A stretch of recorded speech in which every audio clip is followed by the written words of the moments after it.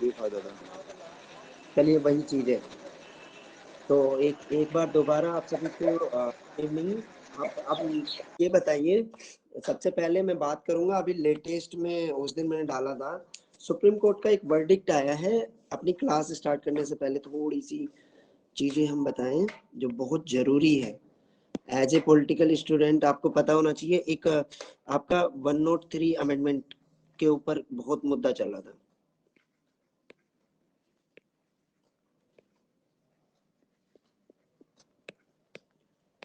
ये पता है आप सभी लोगों को कि क्या है ये? सर ये EWS कोटे के तहत जो 2019 में जो अमेंडमेंट हुआ था 103, इसी के ऊपर था। इसको सुप्रीम कोर्ट ने वर्डिक्ट के द्वारा इसको वैलिड बताया कि ये संवैधानिक का जो केशवानंदा भारती केस हुआ था, तो बेसिक स्ट्रक्चर के साथ किसी भी प्रकार का बेसिक स्ट्रक्चर के साथ किसी भी चलिए मैं इस पे इसलिए बात करना चाह रहा हूँ क्योंकि अभी सुप्रीम कोर्ट का वर्डिक्ट आया है। रुद्रिमा, मिठू, आयुष, आपको आवाज आ रही है? बिल्कुल करेक्ट, जल्दी जल्दी से बताइए। बिल्कुल। ओके। 103 पे इसलिए इसलिए क्लास से पहले 103 को मैं समझाना चाह रहा हूँ क्योंकि इसमें बहुत सी चीजें ऐसी हैं जो आपको जाननी बहुत जरूरी है। इसमें सबसे इम्पोर्टेंट पार्ट क्या है कि इसमें बच्चों को, मैं अपनी क्लास ऑलरेडी ले चुका हूँ इस पे, स्पेशली 103 पे आरक्षण की जब मैं बता रहा था क्लास में चर्चा के दौरान, तो उसमें मैंने बहुत सी चीजें क्लियर की थी। ये सबसे पहले आपको जानना है कि उसी बेस को आधार बनाते हुए सुप्रीम कोर्ट ने डिसीजन लिया है, जो अभी इसके खिलाफ बहुत सारी याचिकाएं डली थी कि इसको खारिज कर देना चाहिए।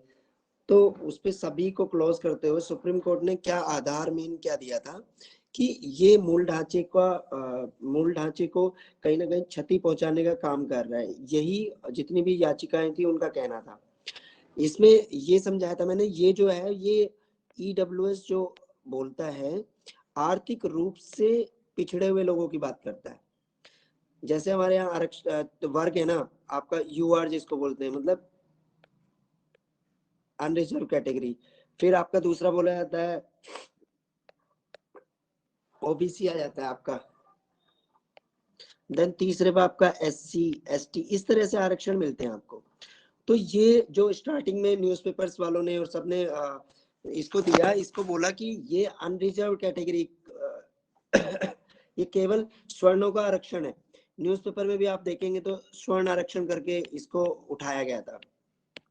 तो ये स्वर्ण आरक्षण नहीं था, ये आरक्षण था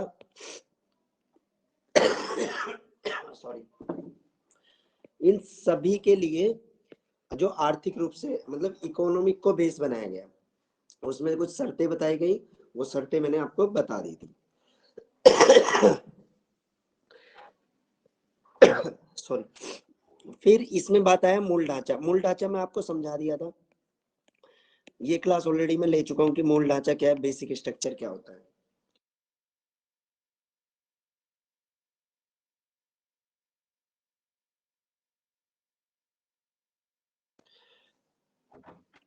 तो सुप्रीम कोर्ट ने बताया कि ये कहीं भी ना तो जो SC ST को ऑलरेडी आरक्षण मिला है उसका कहीं भी उल्लंघन नहीं करता है।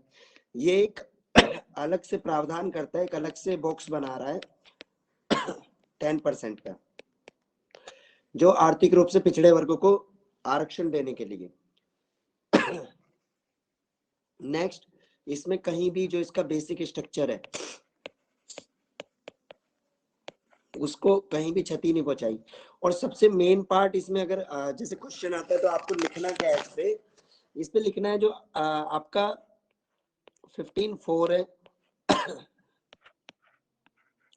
16(4) है।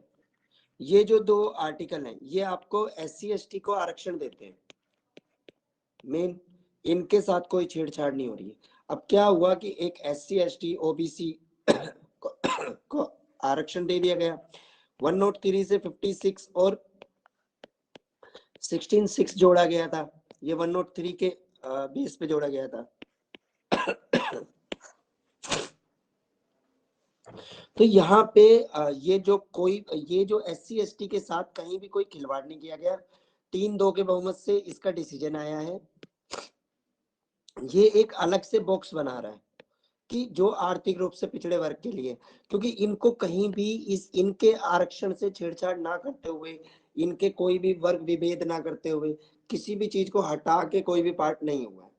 तो आपको हमेशा ये लिखना है, ये हमें ऑलरेडी पता था इस चीज का, कि अगर गवर्नमेंट ने कोई आरक्षण लाया है तो हाँ हो सकता है सुप्रीम कोर्ट उस पर कुछ भी कहे, लेकिन गवर्नमेंट की 95% चीजें सुप्रीम कोर्ट मान लेता है, क्योंकि गवर्नमेंट भी एक पॉलिसी मेकर है और कोई पॉलिसी बनाई है किसी चीज के लिए, तो ये अब वैलिड हो गया। अब इस पे और कोई याचिका भी नहीं पड़ सकती। अभी तक क्या था कि हो सकता था कि अगर ये मतलब डिसीजन अपोजिट आ जाता तो वहां पे फिर दोबारा से 103 के लिए चेंजेस आए थे। तो अब 103 अमेंडमेंट पे ज्यादा चांसेस है कहीं ना कहीं नेक्स्ट जितने भी एग्जामिनेशन आएंगे उसमें क्वेश्चन पूछना। और यूपीएससी में जहां तक मेरा विचार है क्वेश्चन आएगा मूल ढांचे से, क्योंकि डायरेक्ट यूपीएससी कभी भी क्वेश्चन नहीं पूछता है। क्वेश्चन कहीं ना कहीं कोरिलेट करके पूछेगा। क्वेश्चन पूछ सकता है आपका आयोग पे, मंडल आयोग के ऊपर, क्योंकि आपको सारी चीजें पता होनी चाहिए। मंडल आयोग में पढ़ा चुका हूँ ऑलरेडी, तो ये हमारी प्रीवियस क्लासेस में आप देख सकते हैं। तो इस पे मुझे थोड़ी सी इसलिए बात करनी थी। इससे रिलेटेड आपको कोई कुछ भी पूछना है तो आप पूछ सकते हैं अभी, फिर हम अपनी मेन क्लास पे चलते हैं आज की, नागरिकता मतलब भाग 2। किसी का कोई क्वेश्चन है आयुष?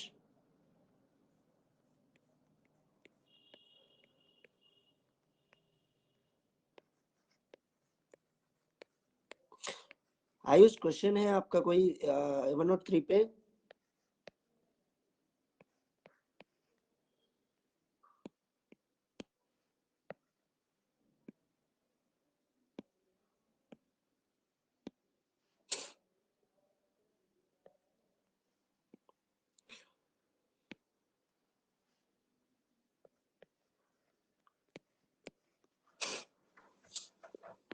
तो आज की हमारी क्लास है 5 to 11 अनुच्छेद, जो हमारे संविधान के 22 भाग है।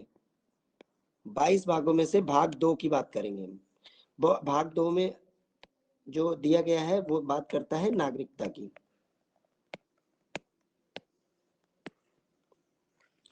आप बहुत बार पॉलिटी पढ़ेंगे, बहुत बार चीजें देखेंगे, आपको यहाँ कहीं ना कहीं कंफ्यूजन रहता ही है। ये टॉपिक ही ऐसा है, क्योंकि नागरिकता आपको आर्टिकल 5 क्या कह रहा है, आर्टिकल 6 क्या कह रहा है, आर्टिकल 7 क्या कह रहा है, फिर उसके अधिनियम क्या कह रहे हैं, ये कैसे बना, किसको मिलेगी, किसको नहीं मिलेगी, कौन इसका परित्याग कर सकता है, ओसीआई क्या है, आपके एनआरआईज क्या होते हैं। तो ये सारी की सारी चीजें जो है आपकी, ये क्लियर कर दूंगा। सबसे पहले अगर हम इसकी परिभाषा की बात करें, हम अपने OCWH फैमिली पे चलेंगे कि किस तरह से हम पढ़ेंगे इसको। सबसे पहले जानेंगे क्या नागरिकता होती क्या है, नागरिकता क्यों जरूरी है, इसका आधार क्या होगा,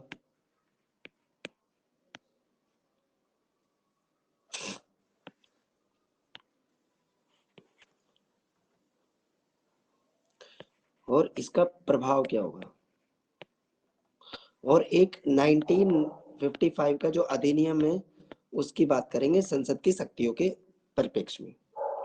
तो सबसे पहले नागरिकता है क्या। अब अगर हम बात करें कि नागरिकता है क्या,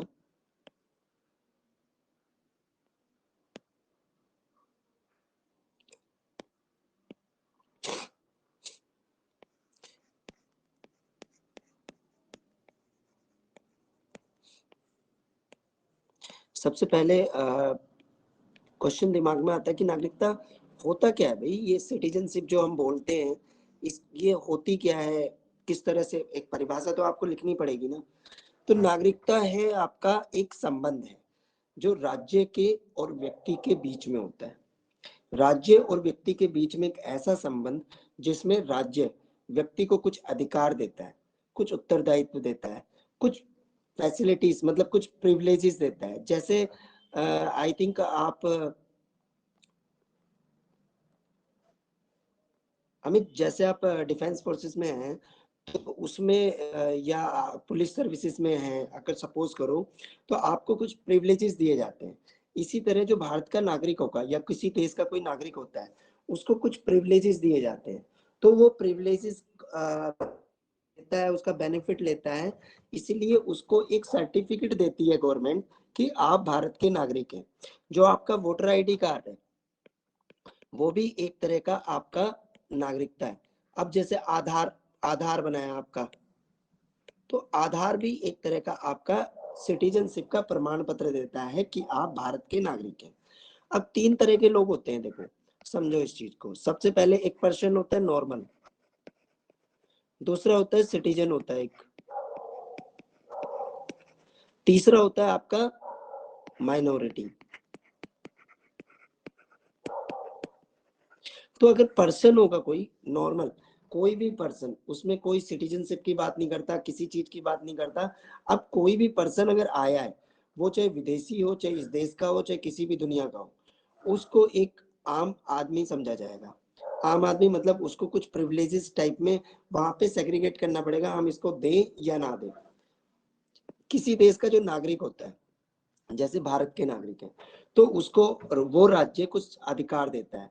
मतलब पर्सन भी नॉर्मल है, उसको कहीं भी मतलब कोई भी क्षति नहीं पहुंचा सकते, कोई भी कुछ नहीं कर सकते। आपने उसको छेड़ा खाड़ा कुछ भी किया तो आपके अगेंस्ट में केस हो जाएगा, पुलिस आपका वो करेगी, गवर्नमेंट आपके अगेंस्ट में काम करेगी। लेकिन कुछ प्रिविलेजेस की बात आएगी तो प्रिविलेजेस केवल सिटीजन को मिलेंगे। तो सिटीजन को कुछ प्रिविलेजेस मिलते हैं, वो सिटीजन होता कौन है और बनता कैसे, वो मैं आपको बताऊंगा।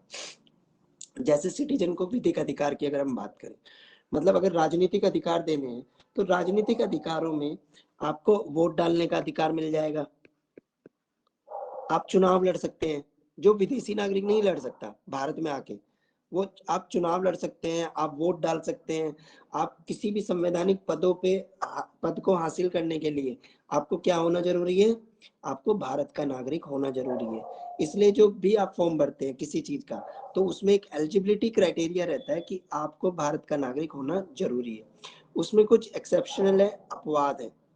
जैसे कुछ पोस्ट में आप देखोगे कि नेपाल और भूटान के इनको भी कुछ मतलब ये भी लोग फॉर्म भर सकते हैं कुछ पोस्ट के लिए। तो मेन है कि संवैधानिक पदों के लिए आपके जो आपको वोट डालना है चुनाव में, आपको इलेक्शन लड़ना है, आप चुनाव में उम्मीदवार बन के जाना चाहते हैं, तो ये सारी की सारी चीजें। फिर आपको सिटीजन को एक चीज और बताया था कि कौन कौन से मूल अधिकार, मौलिक फंडामेंटल राइट्स पे भी आपकी बात पता होना चाहिए। कौन कौन सा था, 15, 16, बीच में 19 तरीका बताया था ना मैंने, और 29 और 30, ये सारे के सारे केवल और केवल भारतीय नागरिक को मिलेंगे। और इससे अलग आर्टिकल जो मूल अधिकार है वो सभी पे लागू होंगे, लेकिन ये स्पेशल जो है ये केवल और केवल भारत के नागरिक को प्राप्त होंगे। अब नागरिकता एक ऐसा संबंध है जहां पे आपके सामाजिक, आप नोट डाउन करते रहना, जहां पे आपको सामाजिक, राजनीतिक, राष्ट्रीय, मतलब ये सारे के सारे अधिकार आपको प्राप्त होते हैं। ये एक रिलेशन है, मतलब नागरिकता एक राज्य और व्यक्ति के बीच एक ऐसा अनुबंध है जिसमें व्यक्ति को अधिकार और उत्तरदायित्व दोनों मिलते हैं। मैंने बताया आपको पहले भी कि जहां पे आपको अधिकार भी मिलेगा और उत्तरदायित्व भी मिलेगा, यही यही चीजें। तो अधिकार दिए ना आपको 15, 16 ये सारे, और अदर्स भी, ये स्पेशल पे प्रिविलेजेस दिए। जैसे आपको एमपीज एमएलए को एक प्रिविलेजेस मिलते हैं, मतलब प्रिविलेजेस का मीनिंग होता है एक स्पेशल राइट, मतलब राइट से भी वो ऊपर की चीज होता है। वहां पे आप क्लेम नहीं, मतलब अगर प्रिविलेजेस आपके कोई भी कर्टेल कर रहा है, कोई भी कर्टेल, तो उसके लिए उसको एक वैलिड रीजन देना जरूरी है। आपके ऐसे ही प्रिविलेजेस को कर्टेल नहीं किया जा सकता, और कर्टेल करता है बिना रीजन के तो it would be a criminal offence. जैसे किसी प्रेसिडेंट के आपके कुछ राइट्स हैं या एमपी एमएलए के, अगर प्रेसिडेंट के जो प्रिविलेजेस हैं उसको कोई भी उस प्रिविलेजेस में छेड़खानी करता है तो उसके अगेंस्ट में समन जारी हो जाता है। जिस तरह कोर्ट का है, आपका सुप्रीम कोर्ट का, हाई कोर्ट का, जज को प्रिविलेजेस मिले हैं, वहां पे कोर्ट की अवमानना का आप पे अटेम्प्ट लग जाता है। तो ये सारी चीजें आपको देखनी है।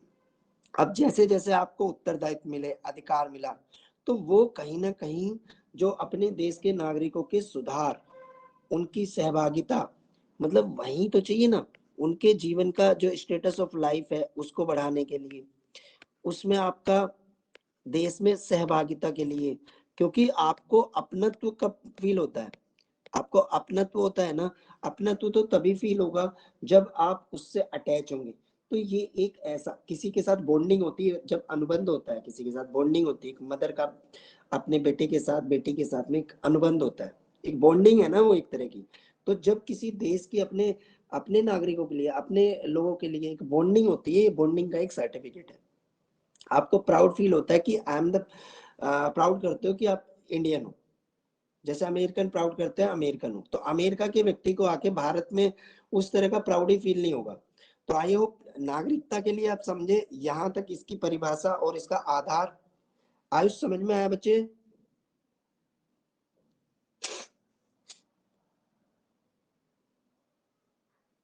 आयुष वॉइस नहीं आ रही आपकी, चलो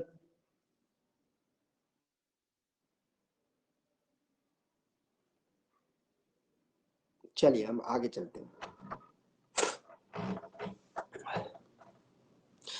अब हमने नागरिकता पढ़ लिया कि नागरिकता क्या है। अब नागरिकता के लिए जो हमारे संविधान में कुछ अनुच्छेद दिए हैं, मतलब ये आप बात करता है भाग 2 की। भाग 2 का जो अनुच्छेद है,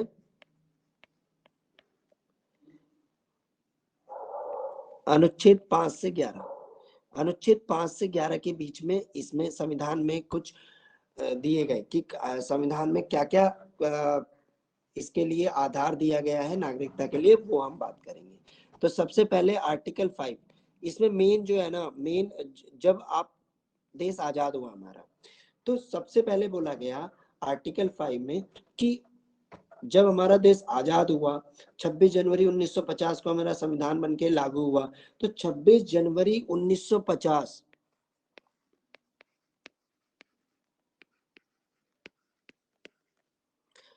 26 जनवरी 1950 को भारत का नागरिक कौन होगा।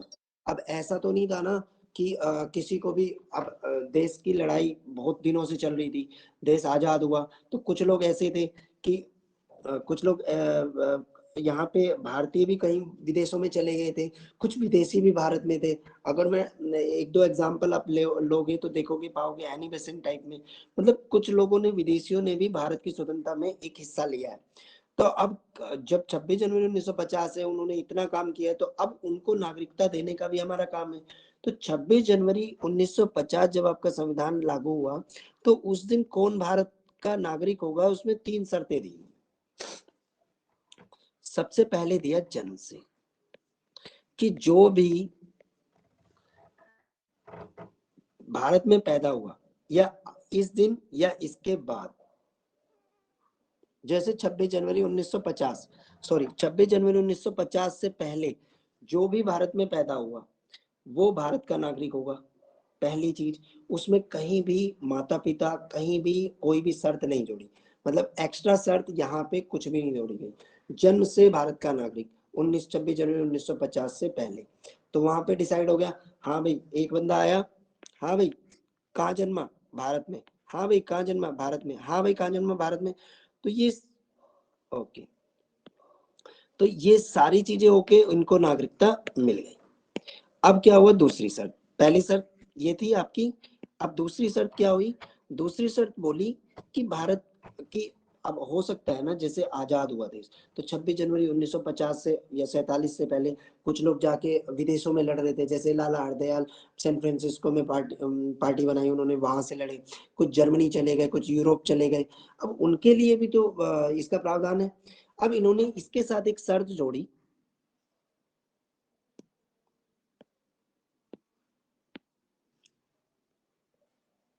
इसके साथ एक शर्त जोड़ी माता पिता वाली, कि माता या पिता इन दोनों में से एक, भाई अब वो जो लड़ रहे थे वहां पे विदेशों में जाके, वो 47 से वहीं, मतलब 47 से भी वहीं थे, वो बहुत बहुत साल से पहले थे। अब उनके बच्चे भी वहीं पैदा हुए, जब बच्चे पैदा हुए तो उन बच्चों को भी नागरिकता, भाई वो छोटा सा बच्चा है, नन्हे मुन्ने या बड़े बच्चे हो गए उनके, तो उनको भी तो अधिकार देने चाहिए ना। हमारी जो राष्ट्रीय आंदोलन में उन्होंने भी एक सक्रिय भूमिका मिला सक्रिय भूमिका थी उनकी। तो उनके माता पिता में से अगर कोई भी भारत का नागरिक है तो उनको आपको नागरिकता मिल जाएगी, क्योंकि ये तो भारत में ही जन्मे थे, यही तो विदेश गए थे। तो ये दूसरी शर्त होगी। यहां तक समझ में आया आपको? हाँ सर। सर एक क्वेश्चन ये था, थोड़ा सा कंफ्यूजन है। जैसे कि इस अगर कोई बच्चा, अगर कोई भी व्यक्ति जिसका जन्म 26 जनवरी 1950 में भारत में हुआ हो तो भारत का नागरिक होगा। अगर उसका जन्म अगर विदेश में हुआ हो और उसका माता पिता कोई एक भारतीय हो तो भी मिल जाएगा। हाँ, तो वही तो मैंने बताया ना, दूसरा उसमें क्लॉज दी ना, 3 शर्तें दी। 3 शर्तों में पहली शर्त यही थी उसकी कि भारत का नागरिक तब माना जाएगा उसके माता पिता विदेशों में लड़ने चले गए थे ना, विदेशों से भी तो भारत के लिए वो लड़ रहे थे सारी चीजों के लिए करके। तो उसी चीज को इन्होंने लिया है कि किस तरह से हमने इनको दिया जाएगा। तो अगर उनके माता पिता में से कोई भी एक भारत का नागरिक उस समय है तो उसको नागरिकता मिलेगी, उस बच्चे को जो विदेश में रह रहा है। समझ में आया ये? हाँ सर, आ गया। इसमें देखो 2 सिद्धांत लागू होते हैं। एक आपका सिद्धांत होता है आपका जुस सोली का, और दूसरा सिद्धांत लागू होता है इसमें जुस संगनीस का।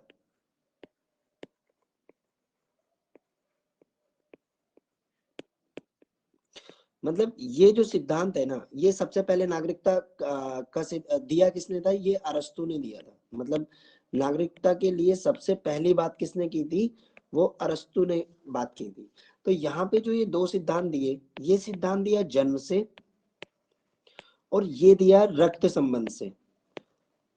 तो ये जो दिया जा रहा है माता पिता वाला, ये ब्लड रिलेशन से दिया जा रहा है कि उनके ब्लड रिलेशन वालों को हम दे देंगे। इसलिए माता पिता, पिता महापिता में ही मतलब दादा दादी नाना नानी, उनसे भी कहीं ना कहीं आपने जब दिया है। आज किसे लेगी वो मैं आगे समझाऊंगा। तो यहां तक आपको समझ में आया ना चीजों का?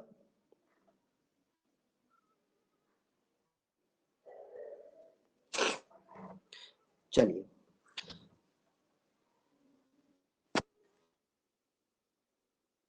हो गया आर्टिकल 5। आर्टिकल 5 में किसने कहा कि आता है कि किसे किसे मिलेगा। अब तीसरा जो आया आर्टिकल 6 क्या कहता है? आर्टिकल 6 कहता है कि कुछ लोग थे भाई, ये इंडिया हो गया और ये पाक हो गया, ठीक है। अब कुछ लोग थे जो पाकिस्तान से इंडिया आए लोग। अब पाकिस्तान से इंडिया आए उन लोगों को भी तो नागरिकता देनी है जो चले गए थे उधर। अब वहां पे मतलब अत्याचार हुआ, कत्ल हुआ, ये सारी चीजों में। तो इसमें इन्होंने एक डेट दी, 1 जुलाई 1948। ये इसलिए डेट दी गई, इसको बोला गया परमिट डेट। एक परमिट दिया गया मतलब अगर 1 जुलाई 1948 से पहले, इस डेट से पहले कोई भी व्यक्ति भारत में आता है तो उसको एक परमिट दे दिया जाता है, मतलब एक सर्टिफिकेट दे दिया जाता है, और वो रहने का इच्छुक है तो उसको दे दिया जाएगा कि आप भारत के नागरिक हो गए। भाई उस टाइम की सिचुएशन को कंट्रोल करने के लिए इन्होंने काम करना था। अब जो भी पाकिस्तान से भारत आए, पाकिस्तान से भारत आने वाले लोगों को परमिट के आधार पे इन्होंने दे दिया कि आप पाकिस्तान से भारत आ गए हो, आप भारत के नागरिक। तो नागरिकता का दूसरा जो आर्टिकल 6 दिया गया है वो बताया गया है जो पाकिस्तान से भारत आए। पहले में क्या था? पहले में आर्टिकल 5 ने तो बोला कि किसको नागरिकता आज की डेट में मिलेगी, पहली चीज ये होगी। तो पहला क्लोज खत्म हो गया। दूसरा बोला गया है जो पाकिस्तान से इंडिया माइग्रेट किए उन लोगों को, तो जो 1 जुलाई 48 से पहले जो भी लोग आए उनको ये परमिट दे दिया गया। समझ में आया ये बात? आर्टिकल 7, आर्टिकल 7 और 6 दोनों एक साथ समझो।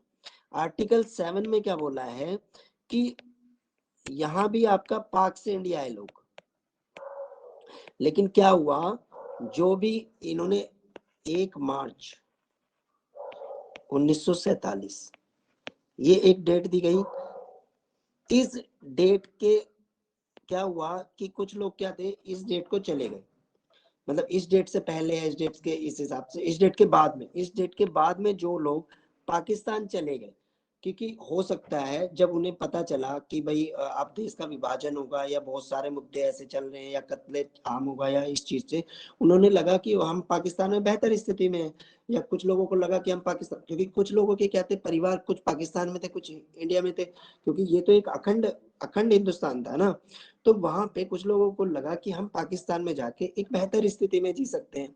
अब जब वो विभाजन हुआ, विभाजन की विभीषिका के दौरान कत्लेआम हुआ और उनको मारा पीटा भगाया गया, तब उन्हें लगा नहीं, हमें वापस आ जाना चाहिए। तो जो पाकिस्तान को मूव करे थे इस डेट के बाद में, और यहां वापस आ गए भारत, यहाँ मूव करे, लेकिन उनको अच्छा नहीं लगा, वो वापस, भाई कहते हैं ना कि सुबह का भूला अगर शाम को वापस आ जाए तो उसे भूला नहीं कहेंगे, मतलब वो उसको तो अपने अपने अंदर हम ले लेते हैं ना।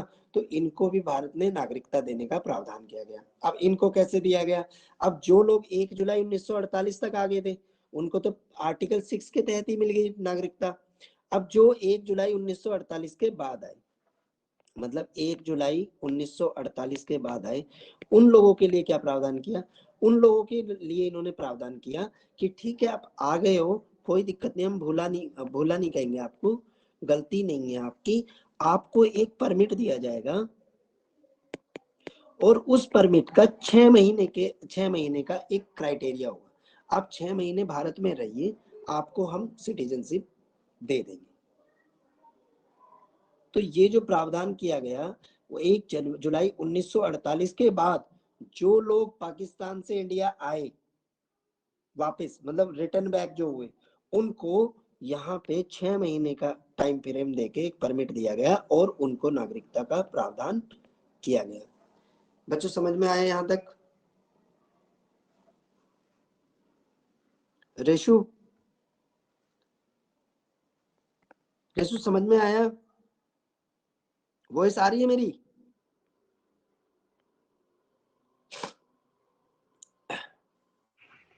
अमित वॉइस आ रही है मेरी? हाँ सर, वॉइस क्लियर है आपकी।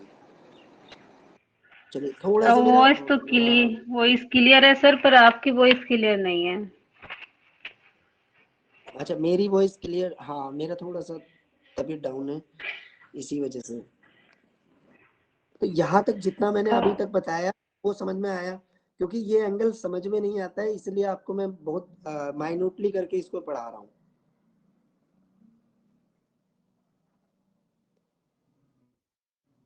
यहाँ में कोई भी डाउट हो आप पूछ सकते,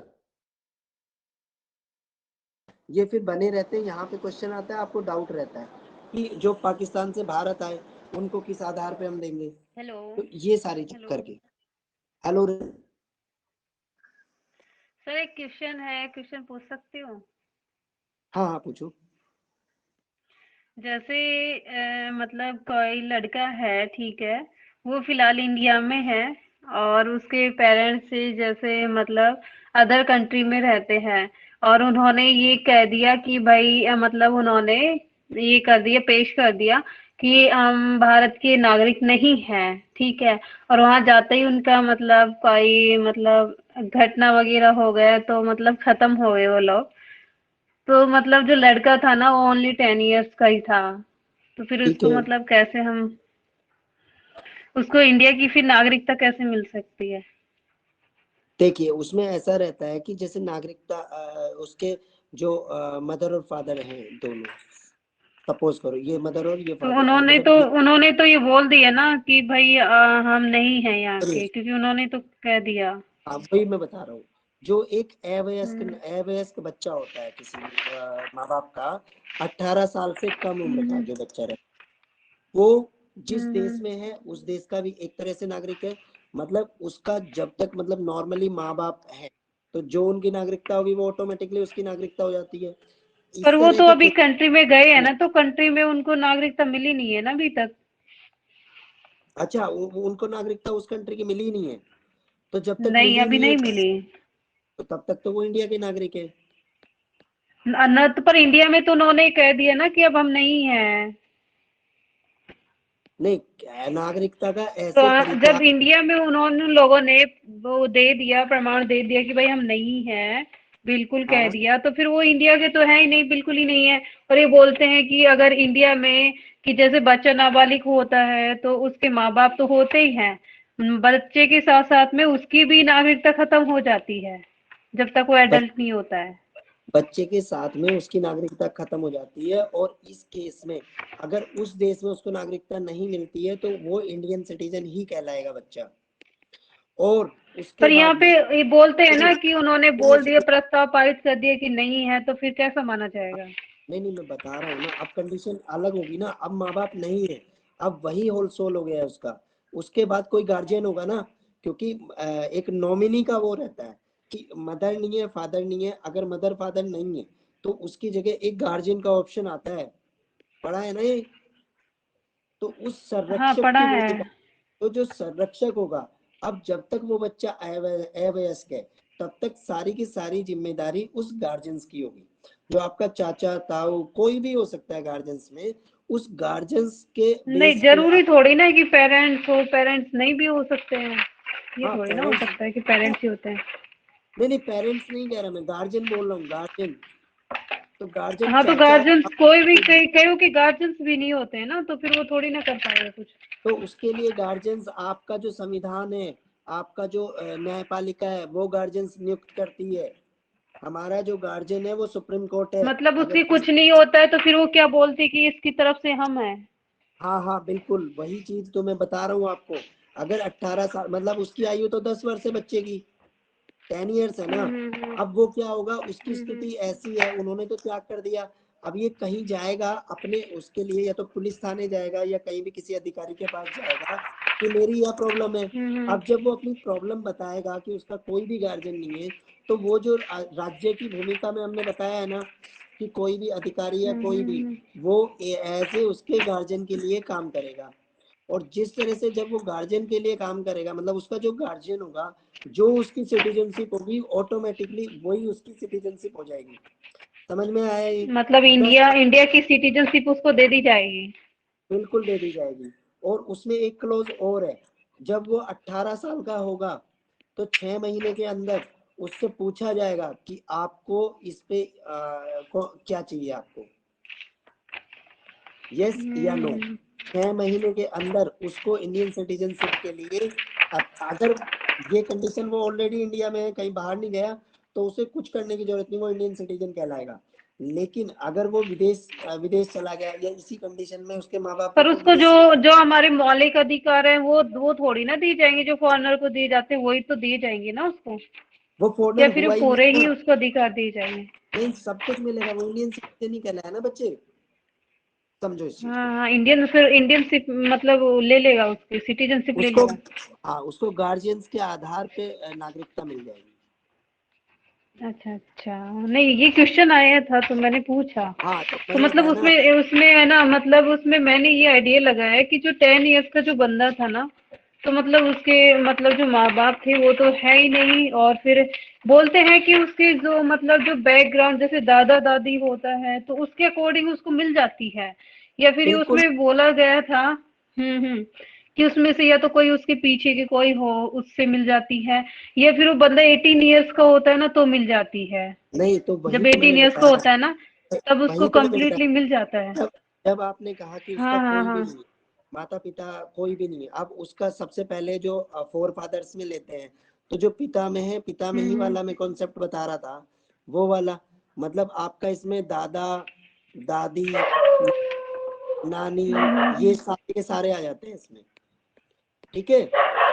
मतलब और कोई तो अगर, होगा ही, आई थिंक। हाँ, और अगर कुछ भी नहीं है, मतलब कुछ भी कोई भी ऐसा ना, मतलब हो सकता है ना कि दादा और दादी विदेशी नागरिक हो, नाना नानी भी विदेशी नागरिक हो उस टाइम उस बच्चे के, और जो माँ बाप थे, हम्म। माता पिता को नागरिकता मिल गई थी भारत की, और माता पिता ने त्याग दी, ऐसी कंडीशन भी तो हो नहीं, पर सकती है ना हाँ इसमें। त्याग दी थी उन्होंने, हाँ हाँ, हाँ, मना तो कर उस दिया था कि हम कंडीशन में नहीं जो है। गार्जियन वाली है, वो कंडीशन लगेगी। और तीसरी जो है 18 साल का जब वो होगा, तो उसको तब ऑटोमेटिकली उसको कंप्लीटली दे दी जाएगी उससे पूछ के।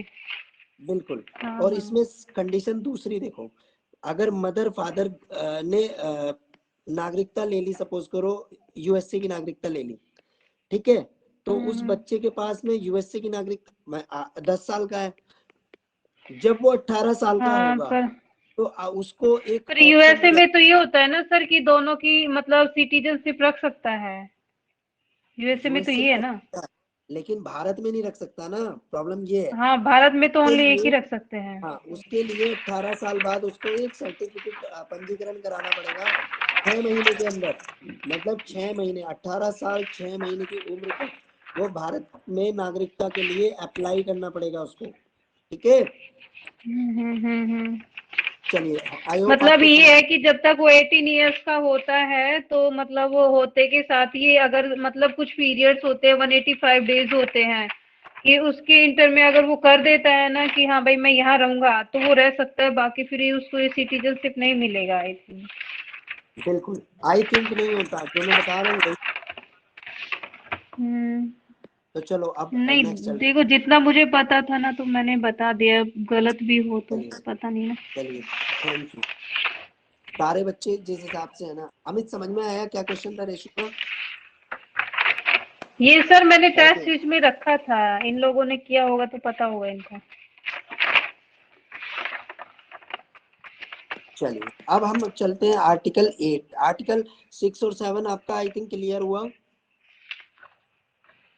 हाँ सर, क्लियर है सर। नेक्स्ट चलिए अब आर्टिकल 8 अनुच्छेद 8 क्या कहता है, मतलब अगर हम बात करें कि अनुच्छेद 8 जो कह रहा है, अनुच्छेद 8 जो आपका बोल रहा है वो क्या बोल रहा है। एक चीज ध्यान रखना, कभी भी लिखोगे ना कहीं भी तो इस तरह मत लिखना, आपको लिखना है कॉपी में हमेशा पूरा अनुच्छेद, ART कभी नहीं लिखना, आर्टिकल पूरा लिखना है, अनु करके नहीं लिखना, अनुच्छेद करके लिखना है, ठीक है, पूरा अनुच्छेद लिखना है।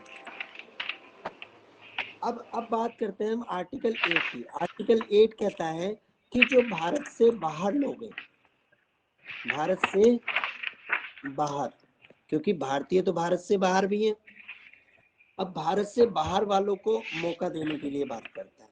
अब हो सकता है कि भारत का तो इतिहास बहुत पुराना है, अब 200 साल बाद, 200 साल पहले या 150 साल पहले या 100 साल पहले कुछ लोग भारत के कहाँ चले गए। आप पहले माइंड में बांग्ला कीजिए, कितने पाकिस्तान साल, मतलब कोई भी अफ्रीका चला गया, यूरोप चला गया, पाकिस्तान तो उस टाइम भारत का हिस्सा ही था ना, मतलब कहीं भी भारत से बाहर चला गया सपोज करो, अब उनके बच्चे हैं, उनके बच्चों के बच्चे हैं, अब उनको तो कहीं ना कहीं आपको मौका देना पड़ेगा कि जो 26 जनवरी 1950 से पहले चले गए, अब उनके लिए इन्होंने कहा कि उनको मौका हम देंगे। अब यहाँ पे कॉन्सेप्ट आता है कि किसको, कि वही दादा दादी, नाना नानी, मतलब दादा दादी, नाना नानी, अगर कोई भी नागरिक है तो उसको मिलेगी। जिस तरह से जब देश आजाद हुआ तब तो एक कंट्रोल कंडीशन को इन्हें क्लियर करना था, तो कंट्रोल कंडीशन मतलब एक अनकंट्रोल कंडीशन को कंट्रोल करना था, तो उसके लिए इन्होंने सबको दे दी, कोई दादा हो, दादी हो, नाना नानी हो। फिर जब इन्होंने अधिनियम बनाया 1955 का, फिर उसमें अमेंडमेंट किए, तो इसको धीरे धीरे धीरे धीरे इन्होंने टाइट किया, स्क्वीज किया, कंडीशन थोड़ी सी टाइट की है, सख्त की है, उसके आधार पे इन्होंने बाद में कुछ चेंजेस लाए हैं। तो जब 1950 26 जनवरी 1950 की स्थिति ये थी, किसी का दादा दादी नाना नानी उनमें से कोई भी अगर किसी के पास भी भारत नागरिकता रही है तो उसको उस बच्चे को नागरिकता मिल जाएगी। समझ में आया, ये कॉन्सेप्ट समझ में आया? क्योंकि यहाँ पे मेन जो क्वेश्चन आता है ना, वो क्वेश्चन आता है अधिनियम से, ये आपकी उस बेसिक है, बस बेसिक आपको पता होना चाहिए। तो मैं जहाँ मेन एम्फेसाइज होगा वहां पे करूंगा, और ये चीजें नहीं आप सर, इजी। क्वेश्चन देता है ना वो मतलब बना के देता है, घुमा के देता है कि उसमें से ही फिर सारा डाटा निकल जाता है। हाँ, तो उसी तरह से आपको मैं बताऊंगा कि किस तरह से हम क्वेश्चनों को इसको टैकल करेंगे। मतलब जैसे हम बोलते हैं ना कि आर्टिकल 5 में ये है, 6 में ये डायरेक्ट नहीं देता, मतलब वो क्वेश्चन को घुमा देता है कि कैसे इस क्वेश्चन को करना है। जैसे उसने किसी के ऊपर डिपेंड करके दे देगा कि नागरिकता ऐसे है उसकी, तो बताइए कि उसको कैसे नागरिकता या उसको मौलिक अधिकार दिए जाएंगे कि नहीं दिए जाएंगे। बिल्कुल। अब अनुच्छेद 9 क्या कहता है? अनुच्छेद 9 कहता है कि कोई भी व्यक्ति अगर स्वेच्छा से भारत की विदेशी नागरिकता ले लेता है, सपोज करो एक पर्सन है ए, उसने नागरिकता ले ली आपकी यूएसए की। अब जब उसने यूएसए की नागरिकता ले ली, तो यूएसए की नागरिकता लेने के बाद में उसका क्या होगा? उसकी ये जो इंडियन सिटीजनशिप है, ये इंडियन सिटीजनशिप ऑटोमेटिकली उसकी खत्म हो जाएगी। भारत के संविधान में प्रावधान किया गया है इकहरी नागरिकता, एकल नागरिकता का। तो जब उसने त्यागी नहीं है, इसका बहिष्कार नहीं किया है, लेकिन अगर उसने यूएसए की नागरिकता ले ली है स्वेच्छा से, किसी दबाव में नहीं, किसी पंगे में नहीं, तो उसकी ये सिटीजनशिप ऑटोमेटिकली खत्म हो जाएगी। ये कहता है आपका आर्टिकल 9। समझ में आया? हाँ सर, आ गया। चलिए, यहाँ पे आपको इतना ही जानना है कि आर्टिकल 9 क्या कहता है। आर्टिकल 9 कहता है कि समाप्ति की बात करता है कि किसकी नागरिकता समाप्त हो जाएगी। तब तो अधिनियम 1955 का नहीं आया था, तो उससे पहले की जो कंडीशन है, हम उसी तत्कालिक स्थिति में रह के हम इस चीज को पढ़ रहे हैं अभी। अनुच्छेद 8, अनुच्छेद 7, अनुच्छेद 6, अनुच्छेद 5, ये सारे के सारे अनुच्छेद उस स्थिति की बात कर रहे हैं जिस स्थिति में संविधान सभा ने ये लिखे होंगे। तो यहाँ तक उस पर कोई भी चेंजेस नहीं आया था। अब उसमें एक क्वेश्चन आता है, अगर मैं देखो एक क्वेश्चन बहुत मुझे याद आ गया है कि बहुत बार मुद्दा उठा है कि जो सानिया मिर्जा और इसका हाँ सानिया हाँ मिर्जा सर, वो वहाँ की हाँ, जो पाकिस्तान क्या है उसका चल रहा है ना, उसने शादी कर लिया आई थिंक, हाँ, वही है नहीं? अब तो डिवोर्स होने वाला है। हाँ सानिया मिर्जा और शोएब मलिक आई थिंक, है ना? हाँ, वो क्रिकेटर है ना। हाँ हाँ हाँ, वही है वही है। हाँ, तो इसको मैं एक एग्जांपल दीजिए कि मतलब इस पे बहुत बच्चों ने क्वेश्चन पूछा है कि सानिया मिर्जा और शोएब मलिक, क्योंकि सानिया मिर्जा के पास में अभी इंडियन सिटीजनशिप है, समझो इस चीज को, और शोएब मलिक के पास में पाकिस्तानी सिटीजनशिप है। दोनों ने एक बॉन्ड किया, शादी कर ली। अब जो इनका बच्चा है, जो एक क्या नाम है उसका मुझे पता नहीं, जो इनका बच्चा है वो उस बच्चा कहाँ का नागरिक होगा? वो पाकिस्तान का नागरिक होगा या भारत का नागरिक होगा? जैसे अगर उनकी माँ यहाँ का है तो वो तो इंडिया की भी है उनके पास तो, जबकि अगर वो तो पाकिस्तान की नहीं ले रखी ना उन्होंने, तो वो इंडिया की मानी जाएगी। पाकिस्तान की और भी तो 18 दी, ईयर्स के, पाकिस्तान की भी तो जिस तरह से भारत में सिटीजनशिप दी गई, उनका भी तो एक संविधान है, उनका भी हाँ बच्चे को हाँ, तो यही तो। ऑटोमेटिकली पाकिस्तान को मिल गया। पर उनके तो रूल्स का नहीं पता मुझे इतना क्या है, पर यहाँ सर, के रूल्स में तो एक ही ले सकते हैं ना, दूसरी थोड़ी ना ले सकते हैं। अगर इसके पास एक है अभी तक है, तो इनके पास शायद इंडिया का ही होगा, पाकिस्तान को तो मुझे इतना पता नहीं है। इसमें क्या है, समझो इस चीज को कि पाकिस्तान का भी पितृसत्तात्मक समाज ही है वहां भी, जो पेट्रोलिज्म की मतलब सॉरी, हम्म जो पितृसत्तात्मक जो सिस्टम है वहां पे, तो जो फादर की होगी वो हम्म। ऑटोमेटिकली मिल जाती है उसको, या मदर की, जिस हिसाब से। तो जो ये बच्चा है, ये बच्चा सिटीजन होगा पाकिस्तानी, ठीक है? इसने भी तो क्यों इंडियन क्यों नहीं होगा फिर? सुनिए, अब जब ये पाकिस्तानी, क्योंकि पाकिस्तान में रह रहा है, पाकिस्तान की गवर्नमेंट ने इसको सिटीजनशिप ऑटोमेटिकली मिल गई है, इसको जन्म से ही इसको नागरिकता मिल गई है।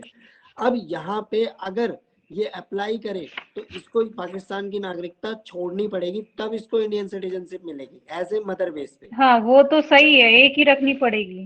अब पर वो इसके अभी लिए, तो बच्चा है ना, उसको थोड़ी ना हाँ, पता है कि सही क्या है अब गलत इसके क्या लिए है। क्लोज दिया कि 18 इयर्स का जब ये होगा तो उसको वो 6 मंथ के क्लोज में 6 महीने के अंदर अप्लाई करना होगा भारतीय नागरिकता के लिए, अगर उसको भारतीय नागरिकता चाहिए।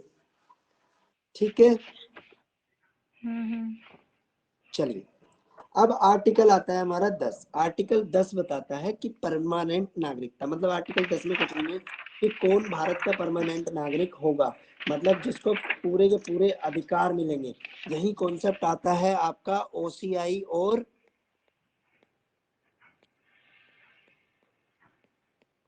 एनआरआई वाला।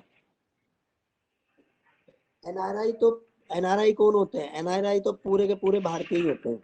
वो केवल अपने बिजनेस पर्पज से, अपने आपके किसी प्रोफेशनलिज्म के लिए, कोई जॉब करने के लिए, वो सारे के सारे एनआरआईज होते हैं। ठीक है, तो ये होता है non reliable Indian. Non reliable ही होते हैं 90% केसेस में, ये आपके बहुत हेल्प करते हैं। 90% जो एनआरआईज हैं वो आपकी बहुत हेल्प करते हैं। जैसे आपके लक्ष्मी निवास मित्तल हो गए, अभी जितने भी आपके तो उनके पास, एनआरआईज के पास क्या होती है? इंडियन सिटीजनशिप ही होती है। नॉन रेजिडेंशियल जो रहता है, नॉन रेजिडेंशियल इंडियन होते हैं, मतलब जो आपके इंडियन सिटीजनशिप ही, मतलब भारत की ही नागरिकता धारक होते हैं, और विदेशों में सिर्फ जॉब प्रोफाइल के लिए गए हैं या बिजनेस प्रोफाइल के लिए गए हैं या वहीं पे आपके काम ले लिया, उन्होंने किसी भी देश की नागरिकता नहीं ली होती है, तो इनको एनआरआईज बोलते हैं। इसलिए इनको सारे के सारे जो एज ए इंडियंस को सारे राइट्स मिलते हैं, सारे के सारे राइट्स इन एनआरआईज को मिलते हैं। लेकिन कुछ कुछ चीजों में इनको कहीं ना कहीं एक्सेप्शनल बनाया गया है, बताया गया है, तो उस चीज में। लेकिन अब मुझे ये क्वेश्चन बताना, क्या एक एनआरआई भारत का प्रेसिडेंट हो सकता है? एनआरआई, इसको हाँ बिल्कुल हो सकता है। इसको सोच के बताना कि ये हो सकता है तो क्यों, और नहीं हो सकता है क्यों। आज का होमवर्क आपका क्योंकि यही अभी है। आपने बताया ना एनआरआई में अभी कि बोले कि उसके पास पूरा सिटीजनशिप होता है इंडिया का, हाँ, तो भारत का नागरिक ही होता है ना वो। अगर वो भारत का नागरिक होगा तो प्रेसिडेंट 100% होगा फिर वो। लेकिन मैंने उसमें एक्सेप्शनल भी जोड़ा है, एक्सेप्शन करके जोड़ा है उसमें, ठीक है? तो अपवाद है उसमें, उसको उसको ध्यान रखना। अच्छा कल मुझे अच्छा, बताना कल कब क्लियर पूरा। करके बताती हूँ मैं इसको। हाँ बिल्कुल, क्योंकि इन जगह से क्वेश्चन आने के ज्यादा चांसेस रहते हैं। ओसीआई है, ओसीआई एक कार्ड धारक होता है, इसको मैं अलग अलग कवर करूंगा नागरिकता पढ़ाने के बाद में। ठीक है, आपने अभी तक एनआई मैं एनआई पूछा है ना, एनआई और ओसीआई दोनों में एनआरआई, डिफरेंट ना। ठीक है, हाँ इन दोनों हाँ में हाँ ये मैं ठीक है। आपको पूरा क्लियर करूंगा इस ठीक टॉपिक है, पे। क्यों प्रेसिडेंट क्यों नहीं बन सकते, बनते हैं तो क्यों बनते हैं, ओके ये क्वेश्चन था ना बिल्कुल आपका। बिल्कुल, हाँ बिल्कुल ठीक बच्चे। है ठीक है ठीक है। चलिए अब आता है हमारा सबसे इम्पोर्टेंट पार्ट, आर्टिकल 11। आर्टिकल 11 इसलिए इम्पोर्टेंट है क्योंकि आज के वर्तमान में जितने भी आपके क्वेश्चन आएंगे वो सारे के सारे अनुच्छेद 11 से आएंगे। अब इसको हम अच्छी तरह कवर करेंगे, क्योंकि जो अनुच्छेद 11 है वही आपका पूरा का पूरा नागरिकता का कर्णधार है। अब तक हमने बात की संविधान सभा की, कि संविधान सभा ने 26 जनवरी 1950 के दिन किस किस को नागरिकता दी या कौन नागरिक होगा। अब बात करेंगे, अब ये संविधान सभा आज के टाइम में तो नहीं है, तो अनुच्छेद 11 में इन्होंने बताया कि आगे चल के नागरिकता किसी को दी जाएगी, कौन भारत का नागरिक होगा, कौन भारत का नागरिक नहीं होगा, इसका सभी का निर्धारण संसद करेगी। क्योंकि तब तो आपकी जो वो थी वो तो चली गई थी, संविधान सभा तो अब नहीं थी। हम्म। तो अब जो निर्धारण करेगा वो कौन करेगा? आपकी, वो संसद, आपकी पार्लियामेंट। संसद निर्धारण करेगी। मतलब एज ए संविधान सभा जो काम करेगी आगे चल के, वो आपकी पार्लियामेंट काम करेगी। पार्लियामेंट ही डिसाइड करेगी कि कौन भारत का नागरिक होगा, कौन नहीं होगा, और त्याग होगा और तो कौन हो। परित्याग के आधार पे किसको दी जाएगी, किस विदेशी को दी जाएगी, किसको नहीं दी जाएगी, वो सारी की सारी चीजें। अब जब संसद को दिया गया तो 1950 के 5 साल बाद एक अधिनियम संसद लेके आई जिसको बोलते हैं संसद भारतीय नागरिकता अधिनियम। ये बहुत इंपॉर्टेंट है, इसको समझना थोड़ा सा, क्योंकि ये अधिकार तो संसद को मिल गया ना कि कौन होगा। हम्म। अपना माइक बंद करो प्लीज, अपना माइक बंद करो रेशु।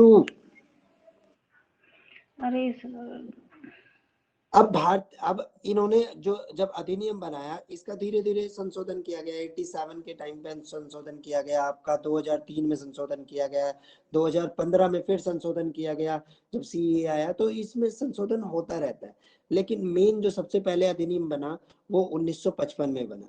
1955 में अधिनियम बनाया गया संसद ने कि भारत की नागरिकता कैसे प्राप्त की जा सकती है। मतलब सबसे पहला इनके पास क्वेश्चन आया कि अगर किसी को भारतीय नागरिकता चाहिए तो वो भारतीय नागरिकता की प्राप्ति कैसे होगी। अब प्राप्ति कैसे होगी, इन्होंने इसके 5 तरीके बताए। पांचों तरीके हम पढ़ेंगे कि किस हिसाब से नागरिकता प्राप्त हो सकती है। सबसे पहले प्राप्ति के कितने तरीके बताए इन्होंने, 5। अब 5 में जो सबसे पहला तरीका है कि जन्म से, जो संविधान सभा ने कर दिया था वो कर दिया था। अब ये बात कर रहे हैं आज की वर्तमान की। जन्म से इन्होंने बोला कि ऐसा कोई भी बच्चा, मतलब ऐसा प्रत्येक शिशु जो भारत के राज्य क्षेत्र, मतलब जन्म से कौन है, जो भारत का राज्य क्षेत्र। अब 1955 में भारत का राज्य क्षेत्र कौन सा था, भारत का राज्य क्षेत्र था जो जिसमें पाकिस्तान अलग हो चुका था, जो भारत का मैप पे वो दिखा रहा है। मतलब भारत के राज्य क्षेत्र में, राज्य क्षेत्र मैंने बताया था कौन सा होता है, धरती आकाश पानी, जिसपे भारत का अधिकार है। उस कहीं भी कोई बच्चा अगर भारत का मतलब वो शिशु जन्म लेता है, क्षेत्र राज्य क्षेत्र समझ गए ना कैसे, वो राज्य क्षेत्र एयर, आपका लैंड और आपका वाटर, तीनों में कहीं भी होगा भारत के राज्य क्षेत्र के अंदर, तो उसको भारत की नागरिकता ऑटोमेटिकली प्राप्त हो जाएगी। मतलब ये पहली कंडीशन इसकी, या तो ये हो या जब उसने जन्म लिया, जब उसने, मतलब यानी है इसमें, सॉरी प्लस करके जोड़ना इसको। पहली तो ये होगी कि यहाँ पे उसने जन्म लिया, अब जन्म लेने के साथ में उसके मदर या फादर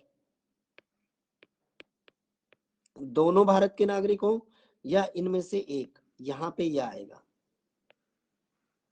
समझे इसको, जन्म से वाली को, कि यहाँ पे उस बच्चे को जन्म से ऑटोमेटिकली नागरिकता मिल जाएगी। कोई फॉर्म भरा था आपने, आपको नागरिकता लेने के लिए? रेशु अमित बताओ जल्दी से। शिवानी वेलकम। हाँ सर।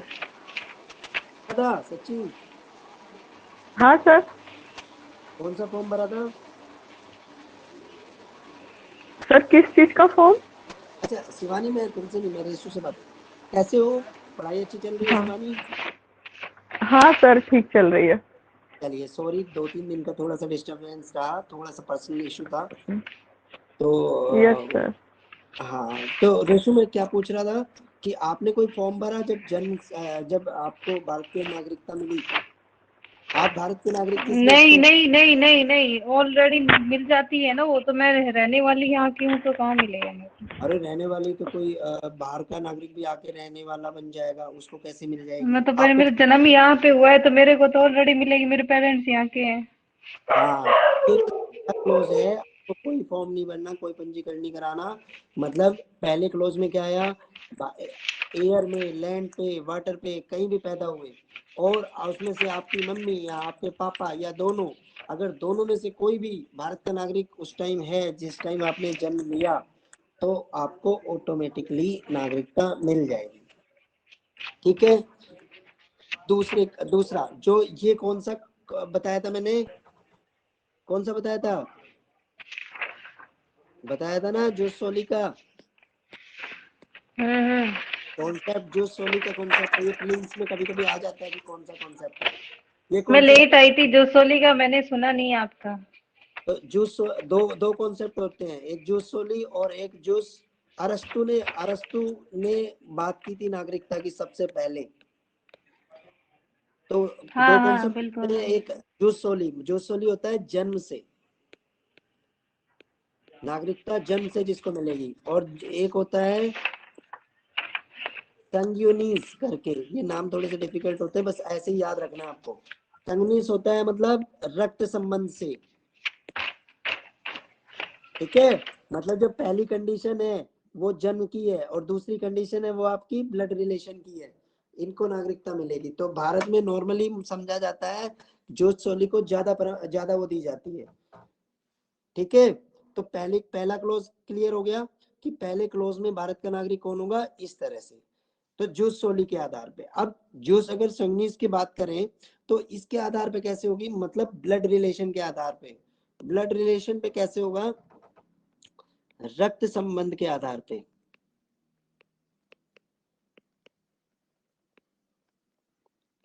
रक्त संबंध के आधार पर नागरिकता कैसे मिलेगी?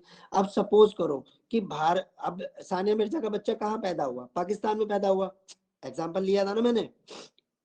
उसका बच्चा जब पाकिस्तान में पैदा हुआ, भारत के राज्य क्षेत्र से बाहर है वो स्थिति। अब जन्म तो लिया भारत के राज्य क्षेत्र से बाहर, लेकिन दूसरी शर्त को वो क्लोज कर रहे हैं, दूसरी शर्त को एक्सेप्ट कर रहा है। मतलब बच्चा, पहली शर्त जो जन्म है, जन्म उसका कहाँ हुआ? पाक में, पाकिस्तान में। और उसके जो मदर फादर वाला कॉन्सेप्ट था, इन दोनों में से एक, इन दोनों में से एक उसकी जो मदर है वो आपकी भारतीय नागरिक है अभी। तो अगर ऐसा कोई भी बच्चा, भारत के राजनयिक हो सकते हैं, एम्बेसडर जो हैं वो विदेशों में रहते हैं, ठीक है, वो किसी से शादी कर लेते हैं, वो वहां रहते हैं या यहीं से चले जाते हैं।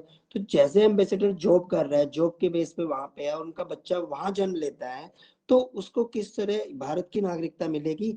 वो मिलेगी आपकी जो संघ के उस पे, मतलब रक्त संबंध के आधार पे। अब यहाँ पे उसको क्या करना पड़ेगा? उसको नागरिकता भारत की मिलेगी। भारत की कब मिलेगी?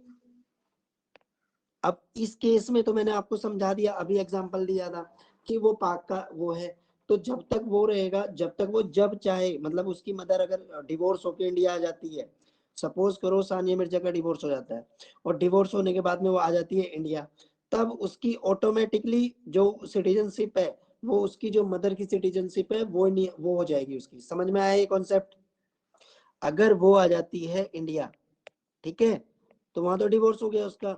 अब जैसे ही वो इंडिया आएगी तो उसी के आधार पे, उसकी मदर के बेस पे उसको नागरिकता मिल जाएगी। लेकिन आने के उसको 6 महीने बाद में उसको एक फॉर्म भरना पड़ेगा, तो उस पे ये उसको नागरिकता यहाँ मिल जाएगी। अब जब वो 18 साल का होगा, सपोज करो वो आती भी नहीं है, कोई डिवोर्स भी नहीं हो रहा, 18 ईयर्स बाद उसको एक विकल्प ओपन होता है, एक लाइफलाइन मिलती है कि अभी ऑप्शन है विद इन 6 मंथ के अंदर वो अगर भारत की नागरिकता के लिए अप्लाई करता है तो उसको भारतीय नागरिकता मिल जाती है उस बच्चे को। उसको कोई संबंध नहीं रखना अपने माँ बाप से, या उसके माँ बाप है या नहीं है, कोई मैटर नहीं है। अगर वो अप्लाई करता है तो उसको भारतीय सिटीजनशिप मिल जाएगी। आई होप यहां तक समझ में आया। अब बात करते हैं हम तीसरी बात। तीसरी है आपकी, मतलब दो कंडीशन हमने सीख ली। पहली हमने सीखी जन्म से, दूसरी सीखी आपकी रक्त संबंध से, तीसरी हमने इस अधिनियम में सीखी कि जो संसद ने बनाया जिसमें, तीसरी सीखी आपकी पंजीकरण से। क्योंकि अनुच्छेद 11 केवल ये बोलता था कि भविष्य में कौन भारत का नागरिक होगा, ये सारा का सारा डिसाइड करेगी आपकी संसद। और संसद ने उसी बेस पे एक अधिनियम बना दिया 1955 का, और उसमें ये सारे के सारे क्लोज डाल दिए। अब पंजीकरण से किसको मिलेगी? पंजीकरण से मतलब पंजीकरण, अब पंजीकरण में सारे आएंगे, PIO, OCI, ये सारे के सारे अब पंजीकरण में आएंगे। अब पंजीकरण से सबसे पहले किसको नागरिकता मिलेगी? कि जो भारत के नागरिक से शादी कर लेगा। मतलब कोई भी अगर इंडियन है, अब इंडियन से किसी रशियन ने शादी कर ली या किसी USA की लड़की ने शादी कर ली, अब शादी करते ही वो भारत की नागरिक नहीं होगी, उसको यहाँ पे आके रजिस्ट्रेशन कराना पड़ेगा, यहाँ पे आके एक फॉर्म भरना पड़ेगा, और जैसे ही वो फॉर्म भरेगी तो उसको बाई रजिस्ट्रेशन के आधार पे, जो संविधान ने दिया है उसके आधार पे उसको सिटीजनशिप मिल जाएगी। अब सपोज करो कोई भारतीय मूल का व्यक्ति है, मतलब person of Indian city, Indian origin है। जिस तरह से आपके PIO होते हैं, PIO बोलते हैं person of Indian origin. Person of Indian origin का मतलब ये है, जिस तरह से ऋषि सुनक, मतलब यहाँ उनके फोरफादर रहते थे, या वो 200 साल पहले चले गए, या बाबा दादी, उनके पापा, इस तरह से अगर कोई भी संबंध यहाँ से रहा है, वो कहीं भारत से रहे हैं, तो उनको क्या कहते हैं? आपके PIOs। अब PIOs किस तरह से होंगे? कि जैसे उनके पूर्वज तो भारतीय थे, लेकिन आज की डेट में वो विदेशी हैं। मतलब ऋषि सुनक है तो ब्रिटेन का, आपके ब्रिटेन की नागरिकता उनके पास में है, ब्रिटेन में ही जन्मे, ब्रिटेन में सब कुछ, भारत कभी आए नहीं, भारत का कोई संबंध नहीं उनसे, लेकिन हम बोलते हैं इंडियन ओरिजिन उनको, क्योंकि उनके पूर्वज कहीं ना कहीं भारत के नागरिक रहे हैं। जिस तरह से आपके कमला हैरिस है, आपके ऋषि सुनक है, ऐसे बहुत सारे लोग हैं। ठीक है, अब एनआरआईज का मैंने कॉन्सेप्ट आपको बताया था, शिवानी लेट जुड़े हैं। एनआरआईज वो है जो बिजनेस पर्पज से, प्रोफेशनल पर्पज से या किसी वजह से वो बाहर चले गए। अब बाहर चले गए तो उनके लिए कंडीशन है, एनआरआई कब बोला जाता है, जब 7 वर्ष से ज्यादा, 7 इयर्स का कॉन्सेप्ट दिया गया। ऐसे नहीं कि आप बस 1 साल के लिए जॉब करने गए या 2 साल के लिए जॉब करने के लिए गए, नहीं, जब आप मोर देन 7 इयर्स से ज्यादा वहां पे जॉब कर रहे हैं या वहां पे रह रहे हैं या वहां पे कोई बिजनेस कर रहे हैं, लेकिन वहां की नागरिकता आपने नहीं ली है, तब आपको एनआरआई बोला जाएगा। समझ में आया यहाँ तक कॉन्सेप्ट? जल्दी जल्दी बच्चों बताओ पंजीकरण के द्वारा। सर 7 इयर्स इसमें फिक्स है क्या? हाँ, 7 ईयर, मिनिमम 7 ईयर फिक्स है। अच्छा अच्छा, मतलब 7 साल से पहले ठीक को है ठीक है। एनआरआई नहीं बोला जाएगा, हम ऐसे बोल देते हैं, लेकिन विधिक तौर पे अभी एनआरआई। आपने जो किया था कि वो लोग विदेश करने मतलब गया है और उसको अभी कुछ टाइम, शायद आपने टाइम नहीं बताया ना कि वो कितने टाइम से बाहर है। वहां पे मैंने टाइम नहीं बताया था आपको। तो एनआरआई में फिर वो प्रेसिडेंट बन सकता है इजीली। आपका आंसर यही मिल गया। नहीं, वो मैंने आपको इसीलिए बोला है, आप ढूंढना इसको, ठीक है। चलिए, तो इसमें चीजें क्या है हाँ कि ढूंढ जैसे लेंगे। पीआईओ, जैसे ऋषि सुनक कहे या कमला हैरिस कहे कि मुझे तो भारतीय नागरिक बनना है, तो मुझे भारतीय नागरिक बनना है, तो किस बेस पे बनोगे? तो हम एक रजिस्ट्रेशन देंगे, रजिस्ट्रेशन देना पड़ेगा। तो रजिस्ट्रेशन देने के लिए भी आपका कुछ क्लॉज है। यहाँ भी इन्होंने जैसे जैसे ये आपका जब अमेंडमेंट होता है ना, तो अमेंडमेंट में ये चेंजेस करते हैं। तो उसको जैसे अदनान सामी को मिली है, अदनान सामी को भी तो भारतीय नागरिकता के लिए उसने अप्लाई किया था, तो या कोई भी चीजें मतलब जिस हिसाब से हो, तो उसमें एक टाइम फ्रेम दिया है। यहाँ पे भी आपका 7 इयर्स का एक प्रावधान दिया गया है कि उसको पहले ऐसे नहीं मिलेगा कि आज ऋषि सुनक ने बोला कि भैया मुझे तो भारतीय सिटीजनशिप दे दो, या कमला हैरिस बोली कि दे दो, नहीं, उसके लिए हम कहेंगे कि आपको 7 साल, 7 इयर्स तक भारत में निवास करना पड़ेगा, उसके बाद हम आपको इंडियन सिटीजनशिप दे देंगे। तो 7 इयर्स का क्लोज। फिर जैसे जैसे ये डिफिकल्टीज बढ़ा रहे हैं, इसको 15 इयर्स भी कर सकते हैं। जिस तरह से आगे इन्होंने नेचुरलाइजेशन के लिए, आगे मैं बताऊंगा कि किस बेस पे, अभी ये देखिए। अब नेक्स्ट आ गया कॉन्सेप्ट, यहां तक पंजीकरण का आधार समझा आपने। चलिए, अब बात करते हैं हम देसीकरण के द्वारा। देसीकरण को क्या कहते हैं? By naturalisation.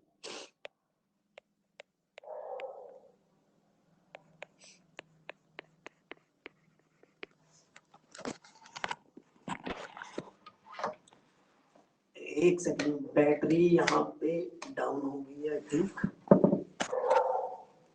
मुझे नजर आ गई बैटरी।